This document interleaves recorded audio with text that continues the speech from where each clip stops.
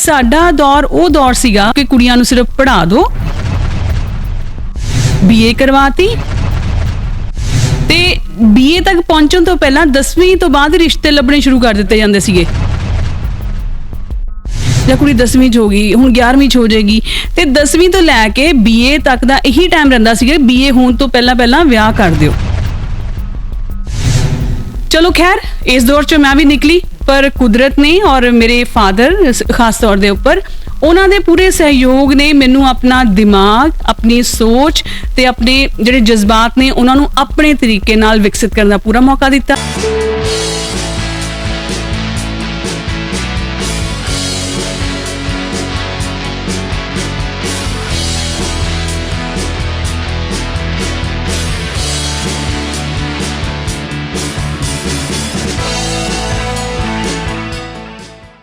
ਸਤਿ ਸ਼੍ਰੀ ਅਕਾਲ ਜੀ, ਤੁਸੀਂ ਦੇਖ ਰਹੇ ਹੋ V24। ਮੈਂ ਦਵਿੰਦਰ ਮੰਡ ਤੇ ਪੇਸ਼ ਹੈ ਪ੍ਰੋਗਰਾਮ ਮੇਰੀ ਕਹਾਣੀ ਮੇਰੀ ਜ਼ੁਬਾਨੀ। ਜਿਵੇਂ ਤੁਹਾਨੂੰ ਪਤਾ ਹੈ ਕਿ ਹਰ ਵਾਰ ਇੱਕ ਨਵੀਂ ਸ਼ਖਸੀਅਤ ਦੇ ਨਾਲ ਤੁਹਾਨੂੰ ਰੂਬਰੂ ਕਰਵਾਉਂਦੇ ਆ ਤੇ ਅੱਜ ਜੋ ਸਾਡੇ ਵਿਚਕਾਰ ਮੈਮ ਬੈਠੇ ਨੇ ਉਹਨਾਂ ਦਾ ਨਾਮ ਹੈ ਰਮਨਪ੍ਰੀਤ ਕੌਰ। ਮੀਡੀਆ ਦੇ ਨਾਲ ਸੰਬੰਧ ਰੱਖਦੇ ਨੇ ਤੇ ਉਸ ਤੋਂ ਇਲਾਵਾ ਜੇ ਗੱਲ ਕੀਤੀ ਜਾਵੇ, ਇੱਕ ਇਹਨਾਂ ਦਾ ਪ੍ਰੋਜੈਕਟ ਹੈ ਹਰੀਆਂ ਚਿੜੀਆਂ, ਕਿਉਂਕਿ ਸਾਡੇ ਸਮਾਜ ਦੇ ਵਿੱਚ ਮੰਨਿਆ ਗਿਆ ਕਿ ਕੁੜੀਆਂ ਨੂੰ ਸਿਰਫ ਪੜ੍ਹਾਓ ਲਿਖਾਓ ਤੇ ਵਿਆਹ ਕਰ ਦਿਓ, ਕਿਉਂਕਿ ਖਾਸ ਤੌਰ ਤੇ ਜੇ ਪਿੰਡਾਂ ਵਿੱਚ ਗੱਲ ਕੀਤੀ ਜਾਵੇ, ਪਿੰਡਾਂ ਵਿੱਚ ਸਿਰਫ ਪੜ੍ਹਾਉਂਦੇ ਨੇ ਜਾਂ ਉਸ ਤੋਂ ਕਈ ਹਟਾ ਵੀ ਦਿੰਦੇ ਨੇ, ਕਈ ਚੰਗੀ ਤਰ੍ਹਾਂ ਪੜ੍ਹਾਉਂਦੇ ਵੀ ਨਹੀਂ, ਸਿਰਫ ਰੋਟੀ ਪਕਾਉਣੀ ਆਉਣੀ ਚਾਹੀਦੀ, ਸਬਜ਼ੀ ਬਣਾਉਣੀ ਆਉਣੀ ਚਾਹੀਦੀ ਆ ਤੇ ਉਸ ਤੋਂ ਬਾਅਦ ਵਿਆਹ ਕਰ ਦਿੰਦੇ, ਕੁੜੀਆਂ ਨੂੰ ਆਪਣੇ ਪੈਰਾਂ ਤੇ ਹੋਣ ਨਹੀਂ ਦਿੰਦੇ। ਤੇ ਇਹੋ ਜਿਹਾ ਇੱਕ ਪ੍ਰੋਜੈਕਟ ਸ਼ੁਰੂ ਕੀਤਾ ਮੈਮ ਨੇ ਕਿ ਕੁੜੀਆਂ ਨੂੰ ਆਪਣੇ ਪੈਰਾਂ ਤੇ ਹੋਣਾ ਚਾਹੀਦਾ ਤੇ ਕਿਸ ਤਰ੍ਹਾਂ ਹੋਣਾ ਚਾਹੀਦਾ ਹੈ, ਸਾਰੀ ਗੱਲਬਾਤ ਕਰਾਂਗੇ। ਸਭ ਤੋਂ ਪਹਿਲਾਂ ਮੈਮ ਦਾ ਸਵਾਗਤ ਕਰਦੇ ਹਾਂ। ਮੈਮ ਬਹੁਤ ਬਹੁਤ ਸਵਾਗਤ ਹੈ ਜੀ। ਸ਼ੁਕਰੀਆ ਜੀ, ਸ਼ੁਕਰੀਆ Davinder, thank you so much. Ma'am ਕੀ ਹਾਲ ਚਾਲ? ਮੈਂ ਬਿਲਕੁਲ ਠੀਕ ਹਾਂ ਤੇ ਤੁਸੀਂ ਆ ਗਏ ਹੋ, ਤੁਹਾਡੀ ਟੀਮ ਆ ਗਈ ਹੈ ਤੇ ਮੇਰਾ ਹਾਲ ਚਾਲ ਹੋਰ ਵਧੀਆ ਹੋ ਗਿਆ। ਵਾਹ ਵਾਹ, ਕੀ ਬਾਤ ਕੀ ਬਾਤ।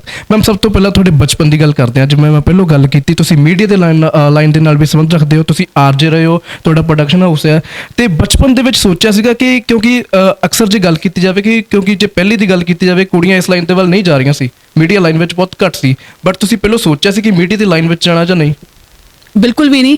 ਜੋ ਮੈਂ ਅੱਜ ਕੰਮ ਕਰ ਰਹੀ ਹਾਂ ਉਹ ਅੱਜ ਤੋਂ 5 ਸਾਲ ਪਹਿਲਾਂ ਮੈਂ ਸੋਚੇ ਤੱਕ ਵੀ ਨਹੀਂ ਸੀ ਤੇ ਜੋ ਕੰਮ ਮੈਂ ਅੱਜ ਤੋਂ 5 ਜਾਂ 6 ਸਾਲ ਪਹਿਲਾਂ ਸ਼ੁਰੂ ਕੀਤੇ, ਉਦੋਂ ਪਿਛਲੇ 5-6 ਸਾਲ ਪਹਿਲਾਂ ਵੀ ਮੈਂ ਨਹੀਂ ਸੀ ਸੋਚੇ। ਤੇ ਜੇ ਅਸੀਂ ਬਚਪਨ ਦੀ ਗੱਲ ਕੀਤੀ ਹੈ, ਸਾਡਾ ਦੌਰ ਉਹ ਦੌਰ ਸੀਗਾ ਕਿ ਜਿਹੜੀਆਂ ਮਤਲਬ ਇੱਕ ਮਿਡਲ ਕਲਾਸ ਫੈਮਲੀਜ਼ ਨੇ ਜਾਂ ਈਵਨ ਜਿਹੜੀਆਂ ਹਾਈ ਕਲਾਸ ਫੈਮਲੀਜ਼ ਵੀ ਸੀਗੀਆਂ ਕਿ ਕੁੜੀਆਂ ਨੂੰ ਸਿਰਫ ਪੜ੍ਹਾ ਦਿਓ, BA ਕਰਵਾਤੀ ਤੇ BA ਤੱਕ ਪਹੁੰਚਣ ਤੋਂ ਪਹਿਲਾਂ 10ਵੀਂ ਤੋਂ ਬਾਅਦ ਰਿਸ਼ਤੇ ਲੱਭਣੇ ਸ਼ੁਰੂ ਕਰ ਦਿੱਤੇ ਜਾਂਦੇ ਸੀਗੇ। ਜਾਂ ਕੁੜੀ 10ਵੀਂ 'ਚ ਹੋ ਗਈ, ਹੁਣ 11ਵੀਂ 'ਚ ਹੋ ਜਾਏਗੀ ਤੇ 10ਵੀਂ ਤੋਂ ਲੈ ਕੇ BA ਤੱਕ ਦਾ ਇਹੀ ਟਾਈਮ ਰਹਿੰਦਾ ਸੀਗਾ, BA ਹੋਣ ਤੋਂ ਪਹਿਲਾਂ ਵਿਆਹ ਕਰ ਦਿਓ।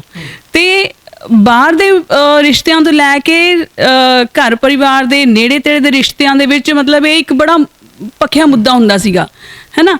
ਤੇ ਉਹਦੇ 'ਚ ਕੀ ਹੁੰਦਾ ਸੀਗਾ ਕਿ ਠੀਕ ਹੈ, ਇਹ ਰਿਸ਼ਤੇ ਵੀ ਜ਼ਰੂਰੀ ਨੇ ਜੋ ਸਾਡੇ ਸਮਾਜਿਕ ਸੈਟਅਪ ਵਿੱਚ ਹੈਗੇ ਨੇ, ਪਰ ਉਹਦੇ 'ਚ ਕੀ ਹੁੰਦਾ ਕਿ ਲੜਕੀਆਂ ਦੀ ਬਾਕੀ ਸਾਰੀ ਕਾਬਲੀਅਤ ਜਿਹੜੀ ਹੈ ਨਾ ਉਹ ਬਿਲਕੁਲ ਨਜ਼ਰਅੰਦਾਜ਼ ਹੋ ਜਾਂਦੀ ਹੈ, ਦਬੀ ਰਹਿ ਜਾਂਦੀ ਹੈ ਤੇ ਉਹਨਾਂ ਨੂੰ ਲੱਗਦਾ ਕਿ ਅਲਟੀਮੇਟਲੀ ਮੇਰਾ ਗੋਲ ਇੱਕੋ ਹੀ ਹੈ ਕਿ ਮੈਂ ਵੱਡੇ ਹੋਣਾ, ਵੱਡੇ ਹੋ ਕੇ ਘਰ ਪਰਿਵਾਰ ਦੀ ਜ਼ਿੰਮੇਵਾਰੀ ਨਿਭਾਉਣੀ ਆ ਤੇ ਉਹਦੇ ਵਾਸਤੇ ਜਿਹੜੀ ਮੈਨੂੰ ਖਾਸ ਪੜ੍ਹਾਈ ਦੀ ਲੋੜ ਨਹੀਂ ਹੈ। ਤੇ BA ਤੱਕ ਦੀ ਪੜ੍ਹਾਈ ਵੀ ਸਿਰਫ ਇਹ ਕਹਿ ਕੇ ਕਰਵਾਈ ਜਾਂਦੀ ਸੀ ਕਿ BA ਕੀਤੀ ਹੋਊਗੀ ਤਾਂ ਮੁੰਡਾ ਵਧੀਆ ਮਿਲ ਜਾਊਗਾ ਤੇ ਜੇ BA ਤੱਕ ਮੁੰਡਾ ਨਹੀਂ ਲੱਭਿਆ, ਬਹੁਤ ਕੋਸ਼ਿਸ਼ਾਂ ਕਰਨ ਦੇ ਬਾਵਜੂਦ ਫਿਰ MA ਕਰ ਲਓ।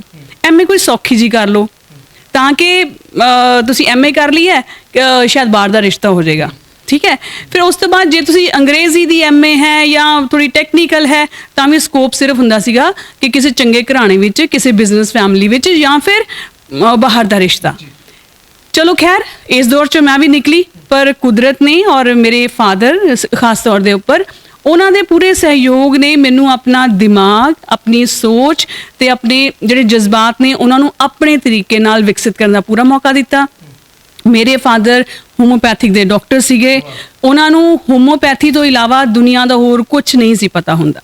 ਉਹਨਾਂ ਦੇ ਕਲੀਨਿਕ ਵਿੱਚ ਕਈ ਤਰ੍ਹਾਂ ਦੇ ਲੋਕ ਆਉਂਦੇ ਸੀਗੇ, ਕੋਈ ਪ੍ਰੋਫੈਸਰ ਸੀਗੇ ਜਾਂ ਫਿਰ ਕੋਈ ਕਾਲਜ ਦੇ ਲੈਕਚਰਰ ਨੇ ਜਾਂ ਰਾਈਟਰ ਨੇ, ਤੇ ਤਰ੍ਹਾਂ ਦੇ ਲੋਕ ਆਉਂਦੇ ਸੀ ਤੇ ਉਹਨਾਂ ਤੋਂ ਗੱਲਾਂ ਸੁਣਦੇ ਹੁੰਦੇ ਸੀਗੇ ਕਿ ਕਿਸੇ ਨੇ, ਕਿਉਂਕਿ ਜਦੋਂ ਹੋਮੋਪੈਥੀ 'ਚ ਕੀ ਹੁੰਦਾ ਹੈ ਕਿ ਹੋਮੋਪੈਥੀ 'ਚ ਸਿਰਫ ਤੁਹਾਡੇ 2 ਜਾਂ 3 ਸਿੰਪਟਮ ਦੇਖ ਕੇ ਦਵਾਈ ਨਹੀਂ ਦਿੱਤੀ ਜਾਂਦੀ, ਤੁਹਾਡੀ ਪੂਰੀ ਹਿਸਟਰੀ ਪੁੱਛੀ ਜਾਂਦੀ ਹੈ, ਤੁਹਾਡੇ ਪੇਰੈਂਟਸ ਦੀ। ਜਦੋਂ ਤੁਸੀਂ ਫਸਟ ਟਾਈਮ ਕਿਸੇ ਹੋਮੋਪੈਥਿਕ ਡਾਕਟਰ ਕੋਲ ਜਾਓਗੇ, ਉਹ ਤੁਹਾਡੇ ਨਾਲ ਪਹਿਲਾਂ ਤੁਹਾਡੀ ਹਿਸਟਰੀ ਪੁੱਛੇਗਾ 15-20 ਮਿੰਟ, ਅੱਧਾ ਘੰਟਾ ਲਗਾ ਕੇ, ਫਿਰ ਉਹਦੇ ਬੇਸ ਤੇ ਦਵਾਈ ਦਾ ਜਿਹੜਾ ਇੱਕ ਸਟਰਕਚਰ ਬਣਦਾ ਕਿ ਕਿਹੜੀ ਦਵਾਈ ਦੇਣੀ ਹੈ, ਕਿਹੜੀਆਂ 2 ਦਵਾਈਆਂ ਮਿਕਸ ਕਰਨੀਆਂ।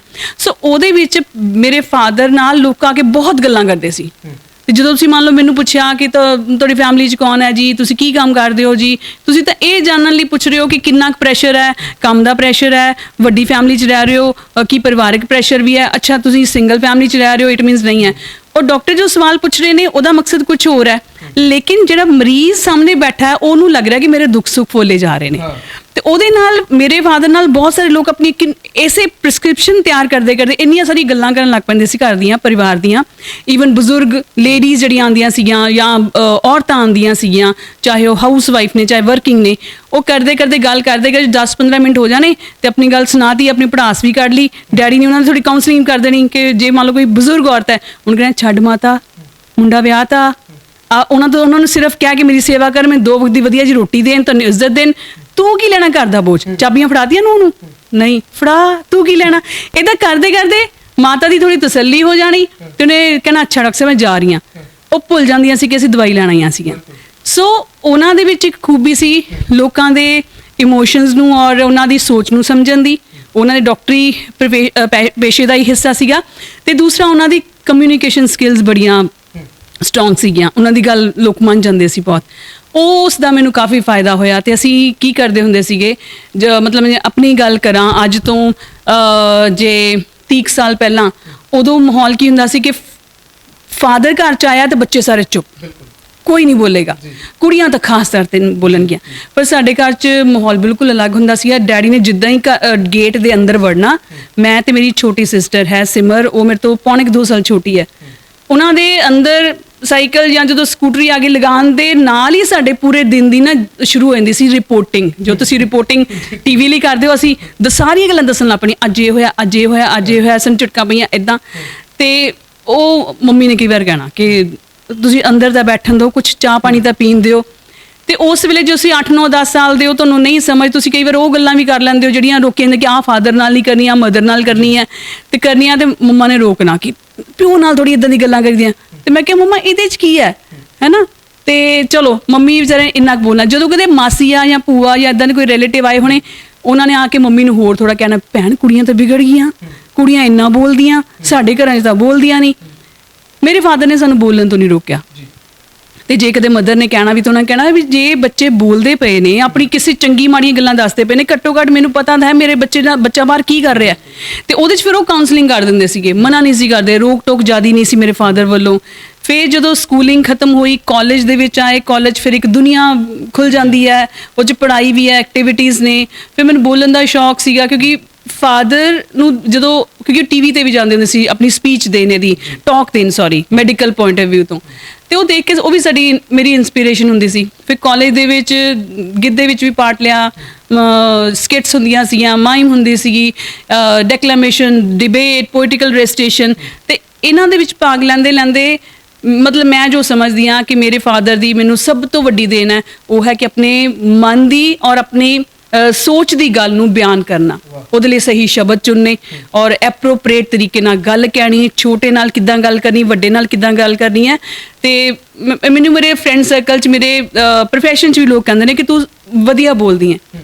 ਵਧੀਆ ਬੋਲਣ ਦਾ ਮਤਲਬ ਇਹ ਨਹੀਂ ਹੁੰਦਾ ਕਿ ਤੁਸੀਂ ਬੜਾ ਮਿੱਠਾ ਬੋਲ ਰਹੇ ਹੋ, ਕਿ ਤੁਸੀਂ ਸਹੀ ਸ਼ਬਦ ਚੁਣ ਰਹੇ ਹੋ, ਕਿਹੜੇ ਬੰਦੇ ਨਾਲ ਕਿਵੇਂ ਗੱਲ ਕਰਨੀ ਹੈ ਉਹਦਾ ਤੁਹਾਨੂੰ ਪਤਾ ਹੈ ਨਾ। ਤੇ ਉਹ ਚੀਜ਼ ਅਪੀਲ ਕਰਦੀ ਹੈ। ਅਪੀਲ ਕਿੱਥੇ ਕਰਦੀ ਹੈ? ਮੰਨ ਲਓ ਮੈਂ ਗੱਲ ਕਰਨੀ ਹੈ, ਮੰਨ ਲਓ ਕਿਸਾਨ ਅੰਦੋਲਨ ਦੀ ਗੱਲ ਕਰਨੀ ਹੈ, ਮੈਂ ਇੱਕ ਕਿਸਾਨ ਨਾਲ ਗੱਲ ਕਰਾਂਗੀ ਕਿਸਾਨ ਅੰਦੋਲਨ ਬਾਰੇ, ਤੇ ਮੈਂ ਉਹਦੇ ਲੈਵਲ, ਉਹਦੀਆਂ ਸੰਭਾਵਨਾਵਾਂ, ਉਹਦੀ ਸੋਚ ਨੂੰ ਧਿਆਨ 'ਚ ਰੱਖ ਕੇ ਕਿਸੇ ਰਾਈਟਰ ਨਾਲ ਗੱਲ ਕਰਾਂਗੀ ਤੇ ਮੇਰਾ ਕੰਟੈਂਟ ਸੇਮ ਨਹੀਂ ਹੋਏਗਾ ਜੋ ਮੈਂ ਕਿਸਾਨ ਨਾਲ ਗੱਲ ਕੀਤੀ ਰਾਈਟਰ ਨਾਲ। ਕਿਸਾਨ ਅੰਦੋਲਨ ਬਾਰੇ ਮੈਂ ਆਪਣੀ ਭਤੀਜੀ ਨਾਲ ਵੀ ਗੱਲ ਕਰਦੀ ਜਿਹੜੀ 5 ਸਾਲ ਦੀ ਹੈ, ਉਹਨੂੰ ਪਤਾ ਹੈ, ਉਹਨੂੰ ਸਮਝ ਵੀ ਆਉਂਦੀ ਹੈ, ਉਹਨੂੰ ਸਵੱਛ ਭਾਰਤ ਪਤਾ ਹੈ। ਮਤਲਬ ਜਿਹੜੇ ਕੰਮ ਹੈ ਵੱਡੇ ਮਤਲਬ ਹੈਗੇ ਜਿਹੜੇ ਵੱਡਿਆਂ ਨੂੰ ਸਮਝ ਆਉਣ ਵਾਲੇ ਨੇ, ਉਹ ਮੇਰੇ ਘਰ ਦੇ 5 ਸਾਲ ਦੇ ਬੱਚੇ ਨੂੰ ਵੀ ਆਉਂਦੇ ਆ। ਕਿਉਂ? ਕਿਉਂਕਿ ਉਹਨਾਂ ਨੂੰ ਕਿਹੜੀ ਏਜ ਗਰੁੱਪ ਤੇ ਕਿਹੜੇ ਗਰੁੱਪ ਨੂੰ ਤੁਸੀਂ ਕਿਹੜੀ ਭਾਸ਼ਾ 'ਚ ਕਹਿਣਾ, ਉਹ ਕਾਬਲੀਅਤ ਹੋਣੀ ਬਹੁਤ ਜ਼ਰੂਰੀ ਹੈ। ਤੇ ਜਿਨ੍ਹਾਂ ਕੋਲ, ਚਲੋ ਮੇਰੇ ਕੋਲ ਹੈਗੀ ਹੈ, ਮੈਂ ਇਸ ਨੂੰ ਆਪਣੀ ਸਭ ਤੋਂ ਵੱਡੀ ਤਾਕਤ ਵੀ ਸਮਝਦੀ ਹਾਂ। ਤੇ ਦੂਜੀ ਜਿਨ੍ਹਾਂ ਕੋਲ ਨਹੀਂ ਹੁੰਦੀ, ਉਹਨਾਂ ਨੂੰ ਕਈ ਵਾਰ ਸਹੀ ਹੋਣ ਦੇ ਬਾਵਜੂਦ ਨੁਕਸਾਨ ਹੋ ਜਾਂਦੇ ਆ। ਸੋ ਮੇਰੇ ਫਾਦਰ ਨੇ ਕਦੇ ਰੋਕਿਆ ਨਹੀਂ। ਕਾਲਜਿਸ ਦੇ ਵਿੱਚ ਕੈਂਪਸ ਵੀ ਲਗਾਏ, ਲੀਡਰਸ਼ਿਪ ਟ੍ਰੇਨਿੰਗ ਕੈਂਪਸ ਲੱਗੇ। ਐਨਐਸਐਸ ਦੀ ਮੈਂ 5 ਸਾਲ ਵੋਲੰਟੀਅਰ ਰਹੀ ਹਾਂ ਐਚਐਮਵੀ ਦੇ ਵਿੱਚ, ਔਰ 2 ਸਾਲ ਲਗਾਤਾਰ ਮੈਂ ਹੈਡ ਵੀ ਰਹੀ ਹਾਂ ਐਨਐਸਐਸ ਦੀ। ਸੋ ਉਹ ਸ਼ਾਇਦ ਸੀਗਾ ਮੌਕਾ ਜਦੋਂ ਤੁਹਾਡੇ ਸੋਚ ਦੇ ਜ਼ਮੀਨ ਦੇ ਵਿੱਚ ਤੁਹਾਡੇ ਅੰਦਰਲੇ ਕਰੈਕਟਰ ਦੇ ਇੱਕ ਨਵੇਂ ਬੀਜ ਪੈਂਦੇ ਨੇ। ਤੇ ਫਿਰ ਉਹਦੇ 'ਚ ਆਤਮ ਵਿਸ਼ਵਾਸ ਵੀ ਆਇਆ, ਉਹਦੇ 'ਚ ਕੁਝ ਨਵਾਂ ਸੋਚਣ ਦੀ ਚੀਜ਼ ਵੀ ਆਈ, ਤੇ ਉਹਦੇ ਵਿੱਚ ਹੀ ਫਿਰ ਇਨੀਸ਼ੀਏਟਿਵ ਲੈਣ ਦਾ ਵੀ ਇੱਕ ਜਜ਼ਬਾ ਆ ਗਿਆ। ਉਹ ਫਿਰ ਕਾਲਜ ਖਤਮ ਹੋਇਆ, ਕੁਝ ਸਾਲ ਪੜਾਇਆ ਮੈਂ APJ college of fine arts ਪੜਾਇਆ 8 ਸਾਲ। ਉਹ ਮੇਰਾ ਇੱਕ ਲਾਈਫ ਦਾ ਟਰਨਿੰਗ ਪੁਆਇੰਟ ਸੀ। ਬਹੁਤ ਜ਼ਿਆਦਾ ਸਿੱਖਣ ਨੂੰ ਮਿਲਿਆ, ਕਿਉਂਕਿ ਉੱਥੇ ਕਿਉਂਕਿ ਜਿਹੜੇ ਕਾਲਜਿਸ ਨੇ ਉੱਥੇ ਬੀਇੰਗ ਸਟੂਡੈਂਟ ਜਾਣਾ ਇੱਕ ਅਲੱਗ ਗੱਲ ਹੈ, ਬੀਇੰਗ ਟੀਚਰ ਜਾਂਦੇ ਹੋ ਤੇ ਤੁਹਾਡੇ ਲਈ ਬੜਾ ਅਲੱਗ ਮਾਹੌਲ ਹੁੰਦਾ ਹੈ। ਮੈਨੂੰ ਇੱਕਦਮ ਨਵੀਂ ਗੱਲ ਪਤਾ ਚੱਲੀ, ਮੀਡੀਆ ਦੇ ਲਾਈਨ ਤਾਂ ਵਿੱਚ ਹੈਗੇ ਆ ਮੈਮ, ਟੀਚਰ ਵੀ ਰਹਿ ਚੁੱਕੇ ਨੇ। ਹਾਂ, ਮੈਂ 8 ਸਾਲ ਲਗਾਤਾਰ ਮੈਂ ਪੜਾਇਆ APJ college of fine arts ਦੇ ਵਿੱਚ। ਉਥੇ ਐਨਐਸਐਸ ਦਾ ਯੂਨਿਟ ਕਈ ਸਾਲਾਂ ਤੋਂ ਬੰਦ ਸੀ, ਉਹ ਸ਼ੁਰੂ ਕਰਾਇਆ। ਗਿੱਧੇ ਦੀ ਟੀਮ ਕਈ ਸਾਲਾਂ ਤੋਂ ਨਹੀਂ ਸੀ ਵਰਕ ਕਰ ਰਹੀ, ਉਹ ਸ਼ੁਰੂ ਕਰਾਈ। ਜਿਹੜਾ ਤੁਹਾਡਾ ਔਰਾ ਸੀ ਉੱਥੇ ਜਾ ਕੇ ਇਸ ਤਰ੍ਹਾਂ ਫੈਲ ਗਿਆ, ਜਿੰਨੀਆਂ ਚੀਜ਼ਾਂ ਦੱਬੀਆਂ ਹੋਈਆਂ ਸਾਰੀਆਂ ਬਾਹਰ ਆ ਗਈਆਂ। ਬਿਲਕੁਲ ਸਹੀ। ਔਰ ਮੈਨੂੰ ਵੀ ਪਰਫਾਰਮ ਕਰਨ ਦਾ ਮੌਕਾ ਮਿਲ ਗਿਆ, ਔਰ ਇਹ ਜਿਹੜੀ ਚੀਜ਼ਾਂ ਕੀਤੀਆਂ ਸੀ ਮੈਨੂੰ ਉਹਦਾ ਇੰਨਾ ਜ਼ਿਆਦਾ ਫਾਇਦਾ ਹੋਇਆ ਕਿ ਮੈਨੂੰ 8 ਸਾਲਾਂ ਦੇ ਵਿੱਚ ਪਹਿਲੇ 1-2 ਸਾਲ ਇੰਟਰਵਿਊ ਦੇਣੀ ਪਈ, ਕਿਉਂਕਿ ਐਡਹੌਕ ਬੇਸਿਸ ਤੇ ਸੀ। ਉਦੋਂ ਬਾਅਦ ਮੈਨੂੰ ਮੈਨੇਜਮੈਂਟ ਮੇਰੀ ਇੰਟਰਵਿਊ ਨਹੀਂ ਸੀ ਲੈਂਦੀ, ਮੈਨੂੰ ਸਿਰਫ ਉਦੋਂ ਬੁਲਾਉਂਦੇ ਸੀ। ਤੇ ਜਦੋਂ ਮੈਂ ਉੱਥੇ ਛੱਡਿਆ, ਕਿਉਂਕਿ ਮੈਂ ਇੰਗਲੈਂਡ ਗਈ ਸੀਗੀ, ਮੇਰਾ ਵੀਜ਼ਾ ਲੱਗਿਆ ਸੀ ਰੇਡੀਓ ਦੇ ਵਿੱਚ ਪ੍ਰੋਡਕਸ਼ਨ ਦਾ ਕੰਮ ਕਰਨ ਲਈ ਇੰਗਲੈਂਡ। ਤੇ ਜਦੋਂ ਮੈਂ ਪ੍ਰਿੰਸੀਪਲ ਮੈਮ ਨੂੰ ਮਿਲਣ ਗਈ, ਡਾਕਟਰ ਸੁਚਰਿਤਾ ਸ਼ਰਮਾ ਸੀ ਉਸ ਵੇਲੇ ਸਾਡੇ, ਤੇ ਮੈਂ ਉਹਨਾਂ ਨੂੰ ਕਿਹਾ, ਮੈਂ ਕਿਹਾ ਮੈਮ ਮੇਰਾ ਮਤਲਬ ਵੀਜ਼ਾ ਲੱਗ ਗਿਆ ਤੇ ਬਈ ਮੈਨੂੰ ਤੁਸੀਂ ਛੁੱਟੀ ਦੇ ਦਿਓ। ਤੇ 2 ਮਿੰਟ ਚੁੱਪ ਕਰਕੇ ਕਹਿੰਦੇ ਵੀਜ਼ਾ ਛੋੜ ਦੇ, ਤੇਰੇ ਵਰਗੀ ਕੈਂਡੀਡੇਟਸ ਦੀ ਸਾਨੂੰ ਜ਼ਰੂਰਤ ਹੈ। ਤੇ ਫਿਰ ਮੈਂ ਕਿਹਾ ਮੈਮ ਐਕਚੁਅਲੀ ਇਸ ਦੇ ਉੱਪਰ ਮੇਰਾ ਇੱਕ ਵੀ ਪੈਸਾ ਨਹੀਂ ਲੱਗਾ। ਜਿਹੜੇ ਸਾਨੂੰ ਆਰਗੇਨਾਈਜੇਸ਼ਨ ਲੈ ਕੇ ਜਾ ਰਹੀ ਹੈ ਉਹਨਾਂ ਨੂੰ ਬਹੁਤ ਰਿਕੁਆਇਰਮੈਂਟ ਸੀ ਉਸ ਵੇਲੇ, ਬਹੁਤ ਹਾਈਲੀ ਪ੍ਰੋਫੈਸ਼ਨਲ ਟੀਮ ਦੀ, ਤੇ they have selected me and my friend Navjot Kaur, ਉਹ ਇਸ ਵੇਲੇ ਕੈਨੇਡਾ ਵਿੱਚ ਹੈ। ਤੇ ਫਿਰ ਉਹਨਾਂ ਨੇ ਇੱਕ ਗੱਲ ਕਹੀ ਸੀ, ਕਹਿੰਦੇ ਰਮਨਪ੍ਰੀਤ ਕਈ ਲੋਕਾਂ ਨੂੰ ਆਰਗੇਨਾਈਜੇਸ਼ਨਾਂ ਦੀ ਲੋੜ ਹੁੰਦੀ ਹੈ, ਪਰ ਕਈ ਲੋਕ ਇਦਾਂ ਦੇ ਹੁੰਦੇ ਨੇ ਜਿਹੜੇ ਆਰਗੇਨਾਈਜੇਸ਼ਨ ਦੀ ਲੋੜ ਹੁੰਦੇ ਨੇ। ਕਹਿੰਦੇ ਤੁਸੀਂ ਸਾਡੀ ਜ਼ਰੂਰਤ ਹੋ। ਕਹਿੰਦੇ ਲਾਈਫ ਵਿੱਚ ਕਦੇ ਵੀ ਮੌਕਾ ਲੱਗੇ, ਤੁਸੀਂ ਜੇ ਵਾਪਸ ਆਏ ਤਾਂ ਤੁਸੀਂ APJ college of fine arts ਬਿਨਾਂ ਝਿਜਕੇ ਆ ਸਕਦੇ ਹੋ। ਔਰ ਇਹ ਮੇਰੇ ਲਈ ਬਹੁਤ ਵੱਡਾ ਮਤਲਬ ਬਹੁਤ ਹੀ ਇੱਕ ਜਿਵੇਂ ਕਹਿੰਦੇ ਨਾ ਕਿ ਤੁਹਾਨੂੰ ਬਹੁਤ ਵੱਡਾ ਸਨਮਾਨ ਮਿਲ ਗਿਆ, ਬਹੁਤ ਵੱਡਾ ਅਵਾਰਡ ਮਿਲ ਗਿਆ, ਮੈਡਲ ਮੇਰੇ ਲਈ ਉਹ ਵੱਡੀ ਚੀਜ਼ ਸੀ। ਬਿਕੋਜ਼ ਜਦੋਂ ਤੁਸੀਂ ਐਜ਼ ਏ ਸਬੋਰਡੀਨੇਟ ਕੰਮ ਕਰ ਰਹੇ ਹੋ ਤੇ ਤੁਹਾਡੇ ਹੈੱਡ ਦਾ ਇੱਕ ਅਲੱਗ ਰਵੱਈਆ ਹੁੰਦਾ ਹੈ, ਪਰ ਜਦੋਂ ਤੁਸੀਂ ਜਾ ਰਹੇ ਹੋ ਤਾਂ ਉਹਨਾਂ ਨੇ ਆਪਣੇ ਦਿਲ ਦੀ ਅਸਲੀ ਗੱਲ ਦੱਸੀ। ਔਰ ਸੱਚੀ ਮੈਂ ਇਹ ਤਾਂ ਕਰਕੇ ਬਿਆਨ ਕੀਤੀ ਕਿਉਂਕਿ ਮੇਰੇ ਲਈ ਬਹੁਤ ਜ਼ਿਆਦਾ ਵੱਡੀ ਗੱਲ ਸੀ, ਉਹ ਵੀ ਅੱਜ ਤੋਂ ਕਈ ਸਾਲ ਪਹਿਲਾਂ 2004 ਦੇ ਵਿੱਚ। ਤੇ ਉਸ ਵੇਲੇ ਫਿਰ ਤਸੱਲੀ ਹੁੰਦੀ ਹੈ ਕਿ ਤੁਹਾਨੂੰ ਮਾਂ-ਬਾਪ ਤੋਂ ਜੋ ਮਿਲ ਗਿਆ ਉਸੇ ਦਾ ਨਤੀਜਾ ਸੀਗਾ। ਮੈਂ ਇਹੀ ਗੱਲ ਕਹਿਣ ਲੱਗਾ ਸੀ, ਬਹੁਤ ਥੋੜੇ ਸ਼ਬਦਾਂ ਦੇ ਵਿੱਚ ਤੁਸੀਂ ਆਪਣਾ ਬਚਪਨ ਬਿਆਨ ਕਰਤਾ, ਕਾਲਜ ਲਾਈਫ ਬਿਆਨ ਕਰਤੀ, ਜਿਹੜੀ ਤੁਸੀਂ ਟੀਚਿੰਗ ਕੀਤੀ ਉਹ ਬਿਆਨ ਕਰਤੀ। ਪਰ ਮੇਰਾ ਸਵਾਲ ਥੋੜਾ ਬਚਪਨ ਨਾਲ ਰਿਲੇਟਡ ਹੋਊਗਾ, ਕਿਉਂਕਿ ਕਈ ਵਾਰ ਕੀ ਹੁੰਦਾ ਕਿ ਸਾਡੀ ਫੈਮਿਲੀਜ਼ ਦੇ ਵਿੱਚ ਇੱਦਾਂ ਹੁੰਦਾ ਕਿ ਜੋ ਫੈਮਿਲੀ ਕੰਮ ਕਰਦੀ ਹੈ ਉਹ ਅੱਗੇ ਹੋ ਕੇ ਬੱਚਾ ਉਹੀ ਕੰਮ ਸਾਂਭਦਾ ਹੈ। ਅਕਸਰ ਇਹ ਹੁੰਦਾ ਸਾਡੇ ਪੰਜਾਬੀਆਂ ਦੇ ਵਿੱਚ ਤਾਂ ਇਹੀ ਚੱਲਦਾ ਪਿਆ ਹੈ। ਫੈਮਿਲੀ ਵਿੱਚ ਤੁਹਾਡੇ ਫਾਦਰ ਸਾਹਿਬ ਡਾਕਟਰ ਸੀਗੇ, ਫਿਰ ਤੁਸੀਂ ਨਹੀਂ ਸੋਚਿਆ ਕਿ ਡਾਕਟਰ ਬਣਨਾ? ਮੇਰੇ ਤੇ ਬਹੁਤ ਪ੍ਰੈਸ਼ਰ ਸੀ ਜਦੋਂ ਮੈਂ 10ਵੀਂ ਕੀਤੀ ਨਾ, ਤੇ 10ਵੀਂ ਕਿਉਂਕਿ ਮੇਰੇ ਸਿਰਫ ਫਾਦਰ ਹੋਮੋਪੈਥਿਕ ਡਾਕਟਰ ਨਹੀਂ ਹੈ, ਮੇਰੇ ਮਾਮਾ ਜੀ ਹੋਮੋਪੈਥਿਕ ਦੇ ਡਾਕਟਰ ਨੇ। ਮੇਰੇ ਪਾਪਾ ਦੇ ਸਭ ਤੋਂ ਵੱਡੇ ਸਿਸਟਰ ਸੀਗੇ, ਉਹਨਾਂ ਦੇ ਹਸਬੈਂਡ ਉਹ ਤਾਂ ਬੜੇ ਰਿਨਾਊਂਡ ਰਾਈਟਰ ਵੀ ਰਹੇ ਨੇ ਇਹਦੇ ਹੋਮੋਪੈਥੀ ਦੇ। ਤਾਂ ਮੇਰੇ ਤੇ ਪ੍ਰੈਸ਼ਰ ਸੀ ਕਿ ਜੋ ਮੈਂ 10ਵੀਂ ਚੋਂ ਸਾਰੇ ਕਿ ਇਹਨੂੰ ਮੈਡੀਕਲ ਕਰਾਓ। ਤੇ ਮੇਰੇ ਪਤਾ ਨਹੀਂ ਕਿਉਂ ਦਿਮਾਗ ਸੀਗਾ ਕਿ ਮੈਂ ਕਿਉਂਕਿ ਮੈਨੂੰ ਨਾ ਪਾਪਾ ਕੋਲ ਆਉਂਦੇ ਸੀ ਕੁਝ ਰਾਈਟਰ, ਪੋਇਟਰੀ ਵਗੈਰਾ ਲਿਖਣ ਵਾਲੇ, ਹੈ ਨਾ, ਉਹਨਾਂ ਦੀ ਬੁੱਕਸ ਦੇ ਜਾਂਦੇ ਸੀ ਮੈਨੂੰ। ਉਹ ਮੈਂ ਪੜ੍ਹ ਕੇ ਮੈਨੂੰ ਉਹਦਾ ਲਿਖਣ ਦਾ ਸ਼ੌਕ ਹੋ ਗਿਆ ਸੀ। ਮੈਂ ਹਲਕੀ ਫੁਲਕੀ ਕਵਿਤਾ ਲਿਖਦੀ ਹੁੰਦੀ ਸੀ, ਸਕੂਲ ਟਾਈਮ ਤੋਂ ਲਿਖਣੀ ਸ਼ੁਰੂ ਕਰਤੀ ਸੀ। ਤੇ ਸਭ ਨੇ ਕਿਹਾ ਕਿ ਮੈਡੀਕਲ ਕਰਨਾ, ਤੇ ਮੇਰੇ ਲਈ ਉਹ ਐਡਾ ਵੱਡਾ ਤੂਫਾਨ ਵਾਲਾ ਟਾਈਮ ਹੁੰਦਾ ਸੀਗਾ ਕਿ ਨਹੀਂ, ਮੈਂ ਮੈਡੀਕਲ ਨਹੀਂ ਕਰਨਾ, ਮੈਂ ਆਰਟਸ ਪੜ੍ਹਨੀ ਆ। ਮੈਂ ਔਰ ਆਰਟਸ ਵਿੱਚ ਵੀ ਪੰਜਾਬੀ ਪੜ੍ਹਨੀ ਹੈ, ਕਿਉਂਕਿ ਮੈਂ ਜਦ ਲਿਖਣਾ ਸ਼ੁਰੂ ਕੀਤਾ ਮੈਨੂੰ ਲੱਗਾ ਕਿ ਮੈਂ ਸੋਹਣਾ ਲਿਖ ਲੈਂਦੀ ਹਾਂ, ਅੱਛਾ ਲਿਖ ਲੈਣ। ਮਤਲਬ ਸੋਹਣੇ ਦਾ ਮਤਲਬ ਇਹ ਹੈ ਕਿ ਮੈਨੂੰ ਲੱਗਦਾ ਕਿ ਮੈਂ ਉਸ ਲੈਂਗੁਏਜ ਵਿੱਚ ਅੱਛਾ ਬਿਆਨ ਕਰ ਲੈਂਦੀ ਹਾਂ। ਦੂਜਾ ਇਹ ਵੀ ਹੈ ਕਿ ਕਿਉਂਕਿ ਮੈਂ ਗਵਰਨਮੈਂਟ ਸਕੂਲ ਤੋਂ ਪੜ੍ਹੀ ਹਾਂ, ਆਦਰਸ਼ ਸੀਨੀਅਰ ਸੈਕੰਡਰੀ ਸਕੂਲ ਜਲੰਧਰ ਦੇ ਵਿੱਚ ਹੀ, ਤੇ ਮੇਰੀ ਕੋਈ ਇੰਗਲਿਸ਼ ਉਸ ਵੇਲੇ ਬਹੁਤੀ ਉਨੀ ਵੀ ਵਧੀਆ ਨਹੀਂ ਸੀ, ਤੇ ਮੈਨੂੰ ਲੱਗਦਾ ਸੀਗਾ ਕਿ ਇੰਗਲਿਸ਼ 'ਚ ਸਾਰੀ ਮੈਡੀਕਲ ਪੜ੍ਹਨਾ ਪੈਣਾ ਤੇ ਮੈਂ ਨਹੀਂ ਕਰਨਾ। ਤੇ ਪਰ ਸਭ ਤੋਂ ਜ਼ਿਆਦਾ ਜ਼ੋਰ ਇਹ ਸੀਗਾ ਕਿ ਮੈਂ ਪੋਇਟਰੀ ਲਿਖਣੀ ਹੈ ਜਾਂ ਮੈਂ ਲਿਖਣਾ ਹੈ, ਜਾਂ ਸ਼ਾਇਦ ਉਸ ਵੇਲੇ ਮੇਰੇ ਦਿਮਾਗ 'ਚ ਆ ਗਿਆ ਸੀ ਕਿ ਮੈਂ ਜਰਨਲਿਸਟ ਬਣਨਾ ਆ। ਤੇ ਸਾਰਿਆਂ ਨੇ ਮੈਨੂੰ ਪ੍ਰੈਸ਼ਰਾਈਜ਼ ਕੀਤਾ, ਪਰ ਮੇਰੇ ਫਾਦਰ ਨੇ ਫਿਰ ਰਹਿਣ ਦਿੱਤਾ, ਕਹਿੰਦੇ ਜੇ ਉਹਦਾ ਨਹੀਂ ਹੈਗਾ ਤਾਂ ਤੁਸੀਂ ਰਹਿਣ ਦਿਓ। ਫਿਰ ਮੇਰੀ ਐਡਮਿਸ਼ਨ ਉਹਨਾਂ ਨੇ ਕਰਵਾਈ ਹੰਸਰਾਜ ਮਹਿਲਾ ਮਹਾਵਿਦਿਆਲਾ HMV ਦੇ ਵਿੱਚ। ਉਹ ਉੱਥੇ ਵੀ ਜਾਣ ਤੋਂ ਪਹਿਲਾਂ ਰੌਲਾ ਸੀ, ਕਹਿਣ ਲੱਗ ਪਏ ਨੇ ਜੀ ਸਕੂਲ ਤੋਂ ਬੱਚੇ ਇੱਕਦਮ ਕਾਲਜ ਭੇਜੋਗੇ, ਵਿਗੜ ਜਾਣਗੇ, ਇਹ ਤਾਂ ਟੀਵੀ ਫਿਲਮਾਂ ਦੇਖਣ ਚਲੇ ਜਾਣਗੇ। ਜਦ ਕਿ ਉਸ ਵੇਲੇ ਮੈਨੂੰ ਪਤਾ ਨਹੀਂ ਸੀ ਹੁੰਦਾ ਕਿ ਫਿਲਮਾਂ ਵੀ ਲੱਗਦੀਆਂ ਨੇ ਜਾਂ ਇੱਕ ਕੋਈ ਥੀਏਟਰ ਹੁੰਦਾ ਹੈ ਜਾਂ ਉੱਥੇ ਬੱਚੇ ਜਾਂਦੇ ਮੈਨੂੰ ਨਹੀਂ ਸੀ ਪਤਾ। ਪਰ ਤੁਹਾਡੇ ਆਸ-ਪਾਸ ਦੇ ਲੋਕ ਜਾਂ ਤੁਹਾਡੇ ਰਿਲੇਟਿਵ ਨਾ ਤੁਹਾਨੂੰ ਅਹਿਸਾਸ ਹੁੰਦਾ ਕਿ ਅੱਛਾ ਇਦਾਂ ਵੀ ਹੁੰਦਾ ਹੈ, ਜਦ ਕਿ ਬੱਚੇ ਨੂੰ ਨਹੀਂ ਪਤਾ। ਕਿ ਕਿਉਂਕਿ ਜਦੋਂ ਮੈਨੂੰ ਲੱਗਾ ਕਿ ਮੇਰੇ ਫਾਦਰ ਨੇ ਮੇਰੀ ਮਰਜ਼ੀ ਦੇ ਸਬਜੈਕਟ ਲੈਣ ਦੀ ਮੈਨੂੰ ਆਗਿਆ ਦੇਤੀ ਤੇ ਮੇਰੇ ਤੇ ਬਹੁਤ ਵੱਡੀ ਰਿਸਪੌਂਸਿਬਿਲਟੀ ਹੈ ਕਿ ਨਹੀਂ ਮੈਂ ਤਾਂ ਬਹੁਤ ਚੰਗੀ ਤਰ੍ਹਾਂ ਕੰਮ ਕਰਨਾ ਹੈ। ਤੇ ਮੈਂ ਜਿਵੇਂ ਘਰੋਂ ਸਕੂਲ ਕਾਲਜ ਗਏ, ਕਾਲਜ ਤੋਂ ਘਰ ਆਏ, ਆਪਣਾ ਪੂਰਾ ਹੋਮਵਰਕ ਕਰਾਂਗੀ, ਸਿਲੇਬਸ ਮੈਂ ਰੋਜ਼ ਕਰਾਂਗੀ, ਮੇਰੇ ਦਿਮਾਗ 'ਚ ਇਹ ਚੱਲ ਰਿਹਾ। ਪਰ ਲੋਕੀ ਤੁਹਾਨੂੰ ਕੀ ਅਹਿਸਾਸ ਦਿਵਾ ਰਹੇ ਨੇ ਕਿ ਕਾਲਜ ਜਾ ਕੇ ਵਿਗੜ ਜਾਣਾ, ਉੱਥੇ ਤਾਂ ਇਹ ਕੀ ਫਿਲਮਾਂ ਦੇਖਣ ਚਲੇ ਜਾਣਗੇ। ਮੈਨੂੰ ਪਤਾ ਨਹੀਂ ਅੱਛਾ ਇਦਾਂ ਕਰੀਏ। ਮੈਂ ਉਦੋਂ ਜਾਣਕਾਰੀ ਹੋਈ ਕਿ ਜੇ ਕਾਲਜ 'ਚ ਜਾਂਦੇ ਆ ਤਾਂ ਇੱਕ ਮੌਕਾ ਹੁੰਦਾ ਕਿ ਤੁਸੀਂ ਫਿਲਮਾਂ ਦੇਖਣ ਦੌੜ ਜਾਓ। ਪਰ ਖੈਰ ਹੰਸਰਾਜ ਮਹਿਲਾ ਮਹਾਵਿਦਿਆਲਾ HMV ਕਾਲਜ ਦੇ ਵਿੱਚ ਮੈਂ ਕਾਫੀ ਸਾਰੀ ਐਕਟੀਵਿਟੀਜ਼ 'ਚ ਪਾਰਟ ਲਿਆ। ਮੈਂ ਅੱਛੀ ਪੋਇਟਰੀ ਲਿਖ ਲੈਂਦੀ ਸੀ, ਉਹਦੇ ਪ੍ਰੋਸਪੈਕਟਸ ਦੇ ਵਿੱਚ ਮੇਰੀਆਂ ਕਵਿਤਾਵਾਂ ਛਪੀਆਂ, ਫੋਟੋਜ਼ ਵੀ ਲੱਗੀਆਂ। ਉਹਦੇ ਨਾਲ ਹੌਲੀ ਹੌਲੀ ਜਿਹੜਾ ਸੀਗਾ ਆਤਮ ਵਿਸ਼ਵਾਸ ਵੱਧਦਾ ਰਿਹਾ। ਤੇ ਸਭ ਤੋਂ ਪਹਿਲਾਂ ਮੈਂ ਕੈਮਰਾ ਜਿਹੜਾ ਸੀਗਾ ਫੇਸ ਕੀਤਾ, ਜੇ ਮੈਂ ਗਲਤ ਨਹੀਂ ਆ ਤਾਂ BA 1 ਦੇ ਵਿੱਚ ਉਦੋਂ ਇਲੈਕਸ਼ਨਸ ਬਾਰੇ ਯੂਥ ਦੇ ਇੱਦਾਂ ਹੀ ਵਿਊਜ਼ ਲੈਣ ਆਏ ਸੀ। ਤੇ ਮੈਨੂੰ ਯਾਦ ਹੈ ਕਿ ਉਸ ਵੇਲੇ ਮੈਂ ਬੋਲਿਆ ਸੀਗਾ ਕਿ ਤੁਸੀਂ ਜੇ ਸ਼ਿਕਾਇਤ ਕਰਦੇ ਹੋ ਕਿ ਤੁਹਾਡਾ ਨੇਤਾ ਵਧੀਆ ਨਹੀਂ ਹੈ ਤੇ ਤੁਸੀਂ ਖੁਦ ਜ਼ਿੰਮੇਵਾਰ ਹੋ, ਤੇ ਜੇ ਤੁਸੀਂ ਚਾਹੁੰਦੇ ਤੁਹਾਡਾ ਨੇਤਾ ਵਧੀਆ ਹੋਵੇ ਤੁਸੀਂ ਸਾਰੇ ਚੁਣੋ, ਸਾਰੇ ਆਪਣੀ ਜ਼ਿੰਮੇਵਾਰੀ ਸਮਝੀਏ, ਅਸੀਂ ਵੋਟ ਪਾਈਏ, ਇੱਦਾਂ ਦਾ ਕੁਝ ਸੀਗਾ। ਤੇ ਉਸ ਤੋਂ ਬਾਅਦ ਕਰਦੇ ਕਰਦੇ BA ਕੰਪਲੀਟ ਹੋ ਗਈ, ਜਿਹਦੇ ਵਿੱਚ ਮੈਂ ਕਾਫੀ ਸਾਰੀ ਐਕਟੀਵਿਟੀਜ਼ ਦੇ ਵਿੱਚ ਪਾਰਟ ਲਿਆ। ਫਿਰ ਪੋਸਟ ਗ੍ਰੈਜੂਏਸ਼ਨ ਮੈਂ MA ਕੀਤੀ ਹੈ DAV ਕਾਲਜ ਤੋਂ। ਉੱਥੇ ਅਰੁਣ ਮਹਿਰਾ ਸਰ ਦੇ ਤੋਂ ਕੀਤਾ ਸੀ ਥੀਏਟਰ, ਉਹਨਾਂ ਦੇ ਅੰਡਰ, ਤੇ 2 ਸਾਲ ਥੀਏਟਰ ਕੀਤਾ। ਤੇ ਜਦੋਂ ਮੈਂ HMV ਸੀ ਉਦੋਂ ਅਸੀਂ ਇੱਕ ਸਕਿੱਟ ਕੀਤੀ ਸੀਗੀ, ਸ਼ਾਇਦ ਟੋਆ ਕਰਕੇ, ਕਿ ਟੋਏ 'ਚ ਕੋਈ ਡਿੱਗਿਆ ਤੇ ਮੈਨੂੰ ਟੋਏ 'ਚੋਂ ਬਾਹਰ ਕੱਢੋ ਜੀ, ਦਿਸ ਤੇ ਨਹੀਂ DAV ਕਾਲਜ ਮੇਰਾ ਫਰਸਟ ਈਅਰ ਸੀਗਾ, ਬॉयਜ਼ ਦਾ ਕਾਲਜ ਸੀ, ਬॉयਜ਼ ਦੀ ਟੀਮ ਸੀ ਸਾਰੀ ਉਹ। ਤੇ ਉਹਦੇ 'ਚ ਕੀ ਹੋਇਆ ਕਿ ਸਾਨੂੰ ਸਵੇਰੇ 11 ਵਜੇ ਪਤਾ ਲੱਗ ਰਿਹਾ ਕਿ ਜੀ ਸ਼ਾਮੀ ਰੋਟਰੀ ਕਲੱਬ ਦਾ ਸ਼ਾਇਦ ਕੋਈ ਪ੍ਰੋਗਰਾਮ ਹੈ ਤੇ ਸਾਡੀ ਟੀਮ ਜਾਣੀ ਹੈ। ਉਹ ਪੁਰਾਣੇ ਮੇਰੇ ਤੋਂ ਸੀਨੀਅਰ ਲੜਕੇ ਸੀਗੇ ਜਿਨ੍ਹਾਂ ਦੀ ਤਿਆਰੀ ਪਹਿਲਾਂ ਸੀ, ਜਾਂ ਜਿਹੜੇ BA ਵਿੱਚ ਸੀਗੇ, MH ਹੋਏ ਮੇਰੇ ਬਰਾਬਰ ਦੇ ਸਾਰੇ ਸੀ, ਉਹਨਾਂ ਦਾ ਇੱਕ ਕੈਂਡੀਡੇਟ ਨਹੀਂ ਆਇਆ ਵਿੱਚੋਂ। ਉਹਨਾਂ ਨੇ ਸਾਰਿਆਂ ਨੂੰ ਪੁੱਛਿਆ ਤੇ ਮੈਨੂੰ ਫਿਰ ਚੂਜ਼ ਕੀਤਾ, ਕਹਿੰਦੇ ਰਮਨਪ੍ਰੀਤ ਕਰ ਲੂਗੀ, ਇਹ ਥੋੜ੍ਹਾ ਬਹੁਤ ਕਰਦੀ ਰਹੀ ਹੈ।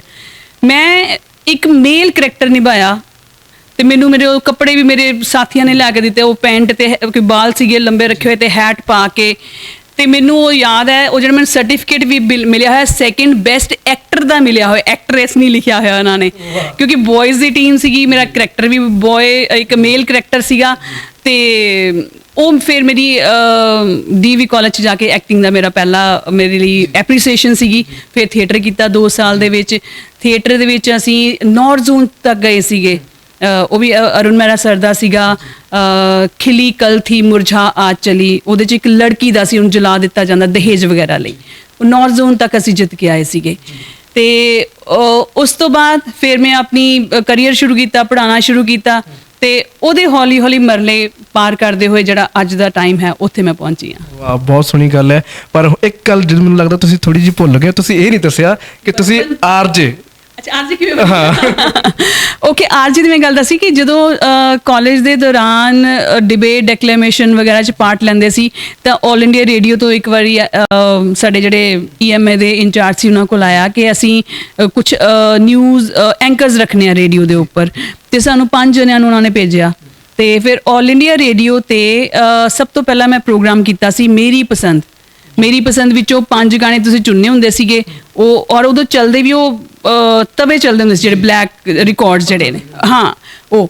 ਤੇ ਮੇਰੀ ਪਸੰਦ ਪਹਿਲਾ ਪ੍ਰੋਗਰਾਮ ਸੀਗਾ ਔਰ ਉਹਦੇ ਵਿੱਚ 5 ਗਾਣੇ ਚੁਣ ਕੇ ਔਰ ਉਹ ਗਾਣਿਆਂ ਦਾ ਰੀਜ਼ਨ ਦੱਸਣਾ ਹੁੰਦਾ ਸੀਗਾ ਕਿ ਤੁਹਾਨੂੰ ਇਹ ਕਿਉਂ ਪਸੰਦ ਹੈ। ਤੇ ਕਿਉਂਕਿ ਕ੍ਰੀਏਟੀਵਿਟੀ ਹੈ ਉਹ 'ਚ ਹੁਣ ਉਸ ਲਈ ਸਮਝ ਨਹੀਂ ਹੁੰਦੀ ਕਿ ਕੋਈ ਗਾਣਾ ਕਿਉਂ ਪਸੰਦ ਹੈ। ਫਿਰ ਉਹਦੇ ਦਾ ਮੈਂ 5 ਗਾਣੇ ਚੁਣੇ, 5 ਗਾਣਿਆਂ ਨਾਲ 5 ਅਲੱਗ-ਅਲੱਗ ਸਟੋਰੀਜ਼ ਬਣਾਈਆਂ, ਉਹ ਕ੍ਰੀਏਟਡ ਸੀਗੀਆਂ, ਦੈਟ ਵਾਜ਼ ਨਾਟ ਰਿਐਲਿਟੀ। ਤੇ ਉਹ ਸਾਰਿਆਂ ਨੇ ਬੜਾ ਪਸੰਦ ਕੀਤਾ ਕਿ ਜੀ ਪੰਜਾਬੀ ਬੜੀ ਅੱਛੀ ਹੈ ਕੁੜੀ ਦੀ ਔਰ ਬੋਲਣ ਦਾ ਲਹਿਜ਼ਾ ਬੜਾ ਅੱਛਾ ਹੈ। ਤੇ ਉਸ ਤੋਂ ਬਾਅਦ ਫਿਰ ਆਡੀਸ਼ਨਸ ਹੋਏ ਤੇ 1994 ਤੋਂ ਐਜ਼ ਏ ਐਂਕਰ ਯੂਵਾਣੀ ਦਾ ਉਹ ਮੈਂ ਸ਼ੁਰੂ ਕੀਤਾ ਔਰ ਉਹ ਮੈਂ ਮੇਰੇ ਖਿਆਲ 2007 ਤੱਕ ਕੀਤਾ। ਤੇ ਸਾਈਮਲਟੇਨੀਅਸਲੀ ਦੂਰਦਰਸ਼ਨ ਦੇ ਉੱਪਰ ਵੀ ਫਿਰ ਜਿਸ ਤਰ੍ਹਾਂ ਪ੍ਰੋਡਿਊਸਰਸ ਆਪ ਇੱਕ ਦੂਜੇ ਨੂੰ ਜਾਣਦੇ ਹੁੰਦੇ ਆ, ਦੂਰਦਰਸ਼ਨ ਦੇ ਪ੍ਰੋਗਰਾਮ ਚੱਲਦਾ ਸੀ ਨਵਰੰਗ, ਉਹ ਵੀ ਯੂਥ ਪ੍ਰੋਗਰਾਮ ਸੀ। ਤੇ ਜਿਹੜਾ ਸੀਗਾ ਯੂਵਾਣੀ ਪ੍ਰੋਗਰਾਮ, ਇਹ ਵੀ ਯੂਥ ਪ੍ਰੋਗਰਾਮ ਸੀ, ਯੰਗਸਟਰਸ ਨੂੰ ਲੈਂਦੇ ਸੀਗੇ। ਤੇ ਉੱਥੇ ਮੇਰੀ ਰਿਕਮੈਂਡੇਸ਼ਨ ਹੋ ਗਈ ਕਿ ਤੁਸੀਂ ਉੱਥੇ ਉਹਨਾਂ ਨੂੰ ਐਂਕਰ ਚਾਹੀਦਾ ਤੇ ਤੁਸੀਂ ਜਾ ਕੇ ਆਓ। ਤੇ ਉੱਥੇ ਵੀ ਫਿਰ ਮੈਂ ਨਵਰੰਗ ਪ੍ਰੋਗਰਾਮ ਕਾਫੀ ਦੇਰ ਕੀਤਾ। ਮੈਡਮ ਪੰਕਜ ਚੋਪੜਾ ਸੀਗੇ ਤੇ ਆਲ ਇੰਡੀਆ ਰੇਡੀਓ ਵਿੱਚ ਮੈਡਮ ਮੋਨਿਕਾ ਦੱਤ, ਉਹਨਾਂ ਨੇ ਮੈਨੂੰ ਬਹੁਤ ਗਾਈਡ ਕੀਤਾ ਔਰ ਉਹਨਾਂ ਦੀ ਸਰਪ੍ਰਸਤੀ ਹੇਠ ਮੈਂ ਕਈ ਤਰ੍ਹਾਂ ਦੇ ਪ੍ਰੋਗਰਾਮ ਕੀਤੇ ਆਲ ਇੰਡੀਆ ਰੇਡੀਓ ਦੇ ਉੱਪਰ। ਤੇ FM ਰੇਨਬੋ ਸ਼ੁਰੂ ਹੋਇਆ, ਉਹਦਾ ਵੀ ਪਹਿਲਾ ਪ੍ਰੋਗਰਾਮ ਮੈਂ ਕੀਤਾ ਸੀਗਾ।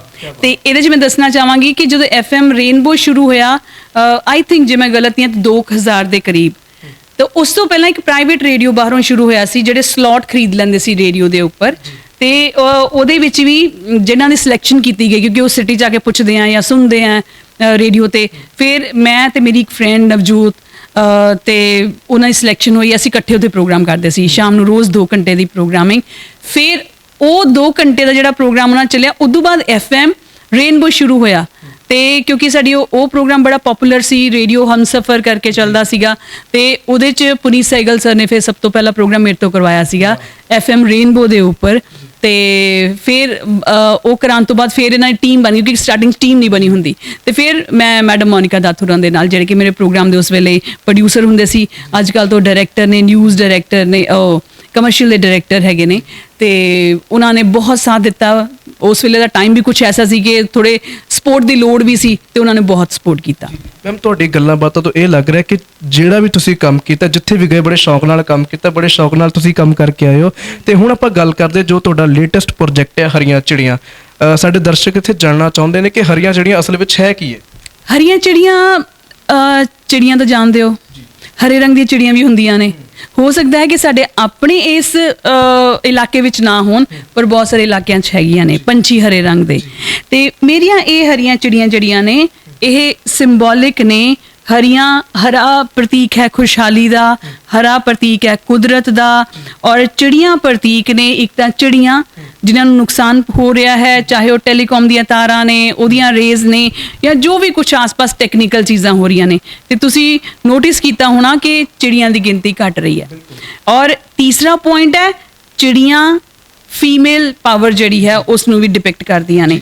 ਤੇ ਜਦੋਂ ਮੈਂ ਕੋਵਿਡ ਦਾ ਸਮਾਂ ਆਇਆ ਸੀਗਾ, ਕੋਵਿਡ ਦੇ ਸਮੇਂ ਦੇ ਵਿੱਚ ਬਹੁਤ ਸਾਰੇ ਲੋਕਾਂ ਦਾ ਰੋਜ਼ਗਾਰ ਚਲਾ ਗਿਆ, ਬਹੁਤ ਸਾਰੇ ਲੋਕ ਵਿਹਲੇ ਹੋ ਗਏ, ਬਹੁਤ ਸਾਰੇ ਲੋਕਾਂ ਦੀ ਜ਼ਿੰਦਗੀ ਖੜੀ ਹੋ ਗਈ। ਤੇ ਮਹੀਨਾ ਡੇਢ ਮਹੀਨਾ ਮੇਰਾ ਵੀ ਕੰਮ ਰੁਕਿਆ ਰਿਹਾ। ਤੇ ਮਹੀਨਾ ਡੇਢ ਮਹੀਨਾ ਤਾਂ ਅਸੀਂ ਟੋਟਲੀ ਘਰਾਂ 'ਚ ਰਹੇ, ਪਰ ਉਦੋਂ ਬਾਅਦ ਥੋੜਾ ਬਹੁਤ ਆਣਾ ਜਾਣਾ ਸ਼ੁਰੂ ਹੋਇਆ, ਤੇ ਜਿਹੜਾ ਪ੍ਰਾਈਵੇਟ ਕੰਮ ਸੀ ਬਿਲਕੁਲ ਇੱਕ ਤਰ੍ਹਾਂ ਦਾ ਖਤਮ ਹੋ ਗਿਆ, ਬੰਦ ਹੋ ਗਿਆ। ਉਹਦੇ ਵਿੱਚ ਕੀ ਹੋਇਆ ਕਿ ਫਿਰ ਦਿਮਾਗ ਚੱਲਿਆ ਕਿ ਹੁਣ ਕੀਤਾ ਕੀ ਜਾਏ। ਜਦੋਂ ਤੁਸੀਂ ਘਰ ਫ੍ਰੀ ਹੁੰਦੇ ਹੋ, ਤੁਸੀਂ ਕੰਮ ਵਾਲੀ ਨਹੀਂ ਆ ਰਹੀ, ਤੁਹਾਡੀ ਸਾਰੀ ਫੈਮਿਲੀ ਭਾਂਡੇ ਵੀ ਮਾਂਜ ਲਏ, ਸਫਾਈਆਂ ਵੀ ਕਰ ਲਈਆਂ, ਰੋਟੀ ਵੀ ਬਣਾ ਲਈ, ਟੀਵੀ ਵੀ ਦੇਖ ਲਿਆ, ਸਾਰਾ ਕੁਝ ਕਰ ਲਿਆ, ਉਹਦੇ ਬਾਵਜੂਦ ਬੜਾ ਟਾਈਮ ਬਚ ਜਾਂਦਾ ਸੀਗਾ। ਤੇ ਰੈਸਟ ਦੀ ਵੀ ਇੱਕ ਲਿਮਿਟ ਹੁੰਦੀ ਹੈ। ਜੇ ਤੁਸੀਂ ਥੋੜੀ ਬਹੁਤ ਸੋਚ ਰੱਖਦੇ ਹੋ, ਥੋੜੇ ਬਹੁਤੇ ਜਾਗਰਿਤ ਇਨਸਾਨ ਹੋ, ਤਾਂ ਰੈਸਟ ਵੀ ਇੱਕ ਲੈਵਲ ਤੱਕ ਕਰਦੇ ਹੋ, ਉਦੋਂ ਅੱਗੇ ਤੁਸੀਂ ਰੈਸਟ ਨਹੀਂ ਕਰ ਸਕਦੇ। ਤੁਸੀਂ ਰੈਸਟਲੈਸ ਹੁੰਦੇ ਹੋ ਕਿ ਯਾਰ ਕੀ ਕਰਾਂ, ਮੈਂ ਕੀ ਕਰਾਂ, ਲੱਭੋਗੇ ਤੁਸੀਂ ਕੰਮ। ਫਿਰ ਉਦੋਂ ਕਰਦੇ ਕਿਉਂਕਿ ਇੱਥੇ ਮੈਂ ਕਮਰਾ ਜਿਹੜਾ ਕਿਰਾਏ ਤੇ ਲਿਆ ਹੋਇਆ ਵਿਰਸਾ ਵਿਹਾਰ ਦੇ ਵਿੱਚ, ਉਹ ਫਿਰ ਜੁਲਾਈ ਦੇ ਕਰੀਬ ਅਸੀਂ ਥੋੜਾ ਬਹੁਤ ਆਉਣਾ ਸ਼ੁਰੂ ਕੀਤਾ। ਤੇ ਪਲਾਸਟਿਕ ਦੀਆਂ ਬੋਟਲਸ ਹੁੰਦੀਆਂ ਸੀਗੀਆਂ, ਜਾਂ ਇੱਥੇ ਇੱਕ ਦੋ ਵਾਰੀ ਮੈਂ ਘਰੋਂ ਕੱਪੜੇ ਲਿਆਈ, ਮੈਂ ਕਿਹਾ ਚਲੋ ਉਹਦੇ ਬੈਗ ਬਣਾ ਦਈਏ। ਕਰਦੇ ਮੈਨੂੰ ਲੱਗਿਆ ਕਿ ਅਸੀਂ ਕਿਉਂ ਨਾ ਵੇਸਟ ਤੇ ਕੰਮ ਕਰੀਏ। ਉਹਦੇ 2 ਰੀਜ਼ਨ ਸੀ। ਕਿਉਂਕਿ ਮੈਂ ਸਵੱਛ ਭਾਰਤ ਮਿਸ਼ਨ ਨਾਲ ਜੁੜੀ ਹਾਂ ਪਿਛਲੇ 5-6 ਸਾਲਾਂ ਤੋਂ। ਉਹਨਾਂ ਨਾਲ ਬਹੁਤ ਸਾਰੀਆਂ ਮੈਂ ਅਵੇਅਰਨੈਸ ਐਕਟੀਵਿਟੀਜ਼ ਕਰਵਾਈਆਂ ਸੀਗੀਆਂ, ਜਿਹਦੇ ਵਿੱਚ ਅਸੀਂ ਲੋਕਾਂ ਨੂੰ ਇਹ ਅਵੇਅਰ ਕਰਦੇ ਸੀਗੇ ਕੂੜਾ ਜਿਹੜਾ ਹੈ ਉਹਨੂੰ ਤੁਸੀਂ ਸੈਗਰੀਗੇਟ ਕਰੋ, ਗਿੱਲਾ ਸੁੱਕਾ ਕੂੜਾ ਅਲੱਗ-ਅਲੱਗ ਕਰੋ, ਫਿਰ ਜਿਹੜਾ ਸੁੱਕਾ ਕੂੜਾ ਉਹਨੂੰ ਰੀਸਾਈਕਲ ਕਰੋ। ਸੁੱਕੇ ਕੂੜੇ ਵਿੱਚ ਕੀ ਕੁਛ ਆਉਂਦਾ, ਪਲਾਸਟਿਕ ਵੀ ਆਉਂਦਾ, ਉਹ 'ਚ ਰਬੜ ਵੀ ਆਉਂਦਾ, ਕੱਚ ਵੀ ਆਉਂਦਾ, ਉਹਦੇ 'ਚ ਕੱਪੜੇ ਵੀ ਆਉਂਦੇ ਨੇ। ਤੇ ਕੱਪੜਿਆਂ ਦੇ ਵੇਸਟ ਵੱਲ ਅਸੀਂ ਬਹੁਤ ਅਣਗਹਿਲੀ ਵਰਤਦੇ ਹਾਂ। ਇੱਕ ਤਾਂ ਇਹ ਕਿ ਸਾਡੀ ਕਮਾਈ ਦਾ ਇੱਕ ਵੱਡਾ ਹਿੱਸਾ ਸਾਡੇ ਕੱਪੜਿਆਂ ਤੇ ਜਾਂਦਾ ਹੈ, ਕਿਉਂਕਿ ਸਾਨੂੰ ਲੱਗਦਾ ਹੈ ਕਿ ਜੇ ਮੇਰਾ ਇਹ ਸੂਟ 10 ਸਾਲ ਚੱਲਣ ਵਾਲਾ, ਤੇ ਮੈਂ ਉਹਨੂੰ ਸਾਲ ਜਾਂ 2 ਸਾਲ ਜਾਂ 3 ਸਾਲ ਪਾਉਂਗੀ, ਕਿਉਂ? ਕਿ ਸਾਰੇ ਕਹਿਣਗੇ ਹੈ ਇਹ ਤਾਂ ਬੜੇ ਸਾਲਾਂ ਤੋਂ ਪਾ ਰਹੀ ਹੈ। ਠੀਕ ਹੈ, ਅਸੀਂ ਇੱਕ ਤੋਂ ਬਾਅਦ ਦੂਜਾ ਸੂਟ, ਦੂਜੇ ਤੋਂ ਬਾਅਦ ਤੀਜਾ ਸੂਟ ਜਾਂ ਕੱਪੜੇ ਕਿਉਂ ਸਵਾਉਂਦੇ ਹਾਂ? ਵੇਰੀਏਸ਼ਨ ਲਈ।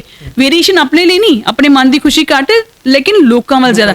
ਅੱਛਾ, ਤੁਸੀਂ ਰਿਵਾਜ ਤਾਂ ਨਹੀਂ, ਅੱਜ ਕੱਲ੍ਹ ਤੇ ਚੱਲਦਾ ਨਹੀਂ ਹੈ, ਅੱਜ ਕੱਲ੍ਹ ਇਹ ਡਿਜ਼ਾਈਨ ਨਹੀਂ ਚੱਲਦਾ, ਤੇ ਤੁਸੀਂ ਕਿਉਂ ਕਿਸੇ ਨੂੰ ਸਫਾਈ ਦੇਣੀ? ਕਿ ਮੈਂ ਡਿਜ਼ਾਈਨਾਂ ਤੇ ਨਹੀਂ ਜਾਂਦੀ, ਮੈਂ ਆਪਣੇ ਰਿਸੋਰਸਿਸ ਦੇਖਣੇ ਆ।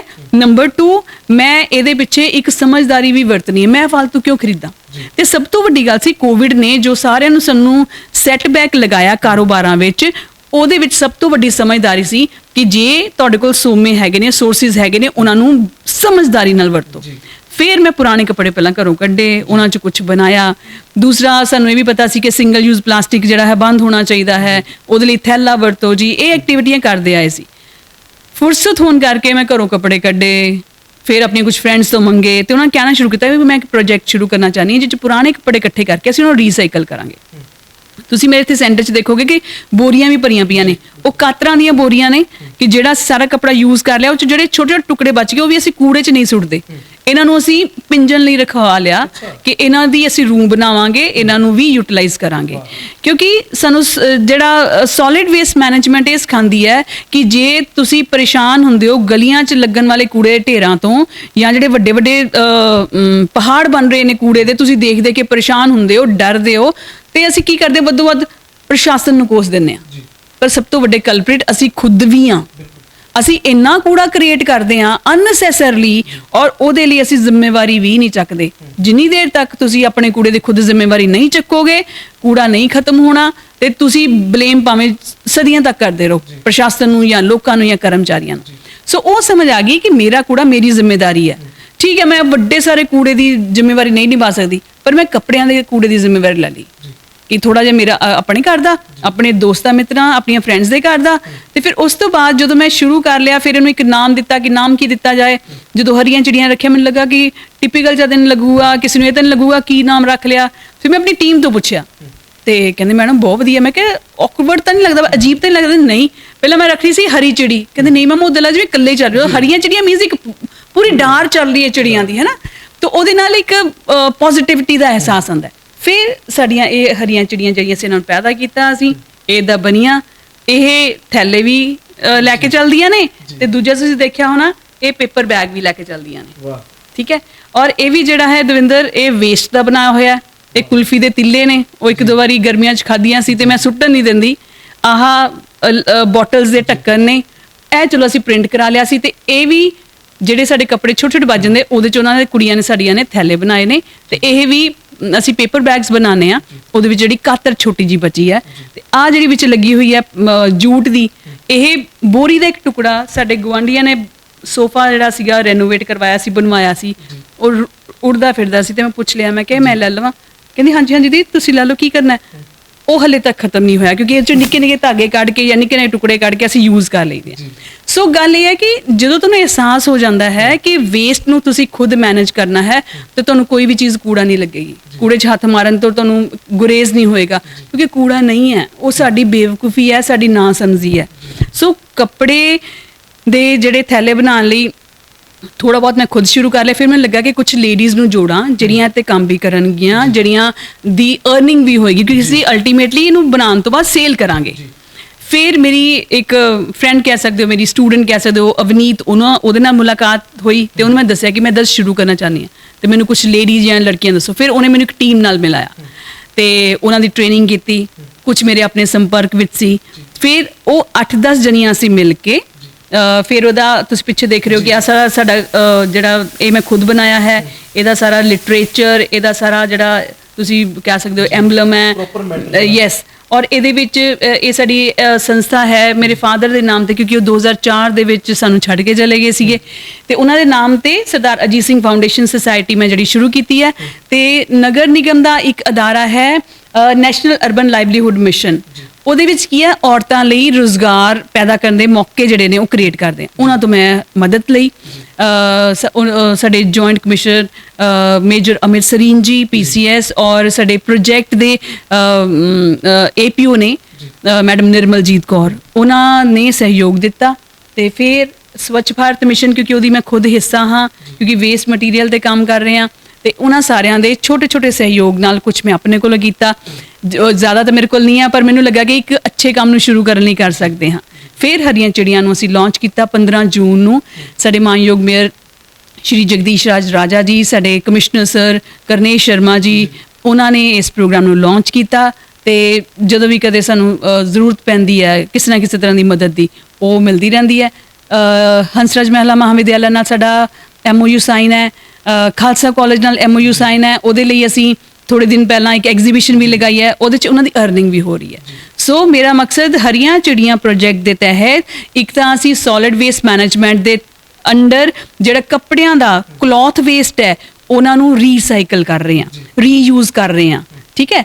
ਨੰਬਰ 2, ਔਰਤਾਂ ਨੂੰ ਸਸ਼ਕਤ ਕਰ ਰਹੇ ਹਾਂ, ਉਹਨਾਂ ਦੀ ਟ੍ਰੇਨਿੰਗ ਕਰਦੇ ਹਾਂ। ਤੇ ਜਦੋਂ ਮੇਰੇ ਕੋਲ ਆਉਂਦੀਆਂ ਤੇ ਸਿਰਫ ਉਹਨਾਂ ਨੂੰ ਪੁਰਾਣੇ ਕੱਪੜਿਆਂ ਦੇ ਥੈਲੇ ਬਣਾਉਣੇ ਨਹੀਂ ਸਿਖਾਏ ਜਾਂਦੇ, ਉਹਨਾਂ ਨੂੰ ਆਪਣੀ ਸੋਚ ਨੂੰ ਡਿਵੈਲਪ ਕਰਨਾ ਵੀ ਸਿਖਾਇਆ ਜਾਂਦਾ ਹੈ, ਆਪਣੇ ਪੂਰੇ ਦਿਨ ਨੂੰ ਮੈਨੇਜ ਕਰਨਾ ਸਿਖਾਇਆ ਜਾਂਦਾ ਹੈ। ਉਹਨਾਂ ਦੀ ਜ਼ਿੰਦਗੀ 'ਚ ਅਗਰ ਕੋਈ ਪ੍ਰੋਬਲਮਸ ਨੇ, ਪ੍ਰੋਬਲਮ ਸਭ ਨੂੰ ਹੈ, ਹਰ ਕਿਸੇ ਨੂੰ ਹੈ, ਪਰ ਜਿਹੜਾ ਬੰਦਾ, ਜਿਵੇਂ ਤੁਸੀਂ ਆਪਣੀ ਟਾਈਮ ਮੈਨੇਜਮੈਂਟ ਕਰਦੇ ਹੋ, ਇਦਾਂ ਹੀ ਤੁਸੀਂ ਆਪਣੀਆਂ ਪ੍ਰੋਬਲਮ ਨੂੰ ਵੀ ਮੈਨੇਜ ਕਰਨਾ ਹੁੰਦਾ ਹੈ।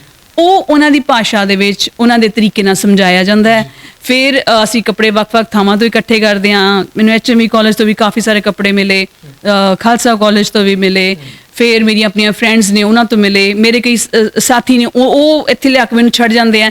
ਤੇ ਇੱਕ ਹੋਰ ਦਵਿੰਦਰ ਗੱਲ ਦੱਸਾਂ ਕਿ ਜਿੰਨੇ ਸਭ ਕੋਲ ਕੱਪੜੇ ਆਉਂਦੇ ਨਾ, ਉਹਦਾ ਰਿਕਾਰਡ ਅਸੀਂ ਰੱਖਦੇ ਹਾਂ ਕਿ ਕਿੰਨੇ ਕੱਪੜੇ ਆਏ, ਕਿੰਨੀਆਂ ਟੀ-ਸ਼ਰਟਾਂ, ਕਿੰਨੀਆਂ ਪੈਂਟਾਂ, ਕਿੰਨੇ ਇਹ ਤਾਂ, ਔਰ ਫਿਰ ਇਹ ਨਾਲ ਰੱਖਦੇ ਕਿ ਉਹ 'ਚ ਕਿੰਨਾ ਕੁਝ ਬਣ ਗਿਆ, ਤਾਂ ਕਿ ਅਸੀਂ ਕੱਲ ਨੂੰ ਦੱਸ ਸਕੀਏ ਕਿ ਅਸੀਂ ਇੰਨੇ ਕੱਪੜਿਆਂ ਨੂੰ ਕੂੜੇ ਵਿੱਚ ਜਾਣ ਤੋਂ ਜਾਂ ਵੇਸਟ ਹੋਣ ਤੋਂ ਬਚਾ ਕੇ ਰੀਸਾਈਕਲ ਕੀਤਾ, ਰੀਯੂਜ਼ ਕੀਤਾ ਹੈ। ਔਰ ਇਹਦੇ 'ਚ ਅਸੀਂ ਅਰਨਿੰਗ ਵੀ ਹੋ ਰਹੀ, ਹਲੇ ਥੋੜੀ ਹੈ ਕਿਉਂਕਿ ਸਟਾਰਟਿੰਗ ਹੀ ਹੋਈ ਸੀ। ਤੇ ਮੇਰੀ ਕੋਸ਼ਿਸ਼ ਹੈ ਕਿ ਆਉਣ ਵਾਲਾ ਜਿਹੜਾ ਅਗਲਾ ਆਹ ਸਾਲ ਹੈ, ਜਿਵੇਂ ਜੂਨ 'ਚ ਸ਼ੁਰੂ ਹੋਇਆ, ਉਹਦੇ ਤੱਕ ਅਸੀਂ ਘੱਟੋ ਘੱਟ 100 ਲੇਡੀਜ਼ ਕਰ ਲਈਏ ਜਿਹੜੀਆਂ ਅਰਨ ਕਰਦੀਆਂ ਹੋਣਗੀਆਂ ਇਸ ਪ੍ਰੋਜੈਕਟ ਤੋਂ। ਤੇ ਆਉਣ ਵਾਲੇ 2 ਸਾਲਾਂ ਵਿੱਚ 500 ਤੇ ਆਉਣ ਵਾਲੇ ਅਗਲੇ ਸਾਲਾਂ ਵਿੱਚ ਮੈਂ ਰੇਸ਼ੋ ਇੱਦਾਂ ਹੀ ਵਧਾਉਣਾ ਚਾਹੁੰਦੀ ਹਾਂ, ਜਿਹਦੇ ਲਈ ਮੈਨੂੰ ਬਹੁਤ ਹੈਲਪ। ਤੇ ਇਸੇ ਤਰ੍ਹਾਂ ਮੈਂ ਸਾਰਿਆਂ ਤੋਂ ਸਹਿਯੋਗ ਲੈਂਦੀ ਹਾਂ ਕਿਉਂਕਿ ਮੈਨੂੰ ਬਹੁਤ ਜ਼ਿਆਦਾ ਵੱਡੇ ਸਹਿਯੋਗ ਦੀ ਜ਼ਰੂਰਤ ਹੈ, ਤਾਂ ਕਿ ਕੋਵਿਡ ਦੇ ਵਿੱਚ ਜਿਹੜੇ ਪਰਿਵਾਰ ਆਰਥਿਕ ਮੰਦਹਾਲੀ ਦਾ ਸ਼ਿਕਾਰ ਹੋਏ, ਔਰ ਉਹਨਾਂ ਦੇ ਲਈ ਜਿਹੜੇ ਲੜਕੀਆਂ ਨੇ, ਮੇਰੇ ਕੋਲ ਕਾਲਜ ਗੋਇੰਗ ਲੜਕੀਆਂ ਨੇ ਜਿਨ੍ਹਾਂ +2 ਕੀਤੀ ਹੈ ਜਾਂ ਅੱਗੇ ਪੜ੍ਹਨਾ ਵੀ ਚਾਹੁੰਦੀਆਂ ਨੇ, ਉਹ ਕਹਿੰਦੀਆਂ ਅਸੀਂ ਆਪਣੇ ਪਰਿਵਾਰ ਦਾ ਸਹਾਰਾ ਬਣਨਾ ਚਾਹੁੰਦੀਆਂ। ਫਿਰ ਇੱਥੇ ਜਦੋਂ ਮੈਂ ਸ਼ੁਰੂ ਕੀਤਾ ਆਪਣੇ, ਜਿੱਥੇ ਮੇਰਾ ਸੈਂਟਰ ਹੈ, ਜਿੰਨੀਆਂ ਲੜਕੀਆਂ ਮੇਰੇ ਕੋਲ ਆਉਂਦੀਆਂ ਨੇ 8 ਨੇ, ਤੇ ਉਹਨਾਂ ਨੂੰ ਸਭ ਤੋਂ ਪਹਿਲਾਂ ਕਿਹਾ ਕਿ ਆਪਣੇ ਪੇਰੈਂਟ ਨੂੰ, ਭਾਵੇਂ ਮਦਰ ਜਾਂ ਫਾਦਰ ਜਾਂ ਭਰਾ ਤੁਹਾਡਾ, ਇੱਥੇ ਲੈ ਕੇ ਆਓ, ਉਹਨਾਂ ਦੀ ਤਸੱਲੀ ਹੋਣੀ ਚਾਹੀਦੀ, ਕਿਉਂਕਿ ਉਹਨਾਂ ਨੂੰ ਇਹ ਨਹੀਂ ਕਿਹਾ ਗਿਆ ਇਕੱਲਾ ਕਿ ਉਹ ਪੁਰਾਣੇ ਕੱਪੜਿਆਂ ਤੋਂ ਸਾਡੀਆਂ ਕੁੜੀਆਂ ਥੈਲੇ ਬਣਾਉਂਦੀਆਂ, ਉਹਨਾਂ ਨੂੰ ਸਮਝਾਇਆ ਗਿਆ ਕਿ ਅਸੀਂ ਸੋਲਿਡ ਵੇਸਟ ਤੇ ਕੰਮ ਕਰ ਰਹੇ ਹਾਂ। ਫਿਰ ਇਹਨੂੰ ਇੰਟਰਸਟਿੰਗ ਬਣਾਉਣ ਲਈ ਇਦਾਂ ਦੀਆਂ ਕ੍ਰੀਏਟਿਵ ਚੀਜ਼ਾਂ ਜੋੜੀਆਂ।